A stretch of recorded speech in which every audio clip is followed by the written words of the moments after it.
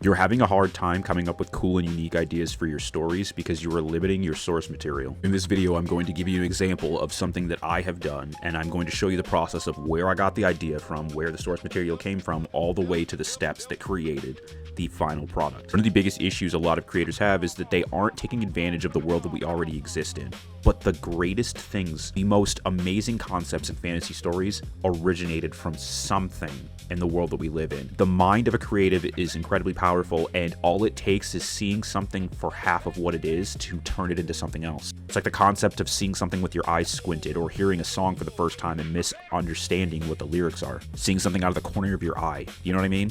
Your brain will fill in the rest of the blanks and it will turn it into something that is very unique to what you think it is. So let's get into this. This ability that we're going to use is called the Hawkray Lens. This is an ability that one of the characters, Ragnarok from my series Splicer, has. Now Ragnarok has this ability because he has a lot of different dimensional cosmic manipulation abilities, and this one comes directly from his ability to manipulate black holes. Now, the Hawkray Lens is essentially a screen that he can use to see events that have happened in the past all the way up to the very moment in time, the present moment that he exists in. Now, he can look into the future, but only in small bursts, and it takes a significant amount of energy to be able to do so, versus seeing what's happening in the current moment or something that is in the past. Now that we understand the ability, let's talk about how the concept came to be. So black holes, even to this day, are something that are very mysterious and almost godlike.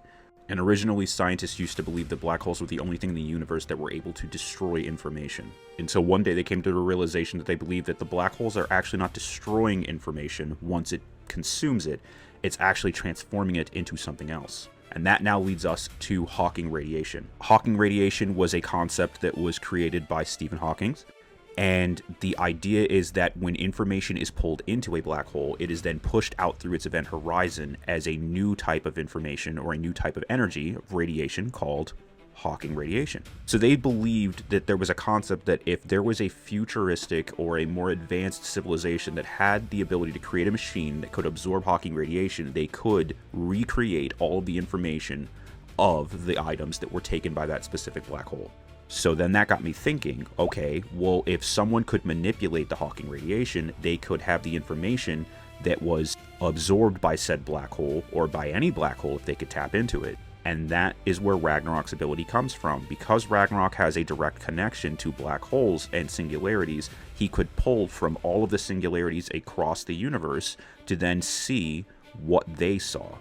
But by doing that, every time he looks into the Hawkray lens, he is using up Hawking radiation, which means that the black hole is slowly withering away. So he needs to pick and choose when he does that. This is what I'm talking about. You take something that exists, you can take concepts that are within our world, and then you can turn it into something fantasy style, something fantastical.